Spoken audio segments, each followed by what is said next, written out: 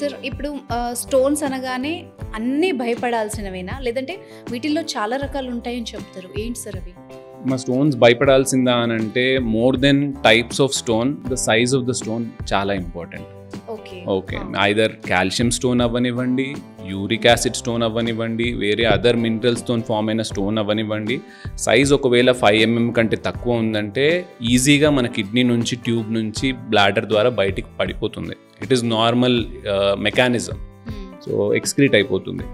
ఒకవేళ size 5 mm are 6 mm కంటే ఎక్కువ ఉంటే ఎలాంటి టైప్ స్టోన్ అయినా, సో ఐదర్ మళ్ళీ చెప్పినట్టు కాల్షియం కానీ, యూరిక్ యాసిడ్ కానీ, ఫాస్ఫేట్ స్టోన్స్ కానీ, ఎలాంటి kinds of types of stones అయినా అవి స్టక్ అయ్యే ఛాన్స్ చాలా ఎక్కువ ఉంది ట్యూబ్లో. So then that will cause pain, so that will cause symptoms, and దానికి సర్జరీ కానీ లేకపోతే ఏమైనా ఇంటర్వెన్షన్ అవసరం పడుతుంది.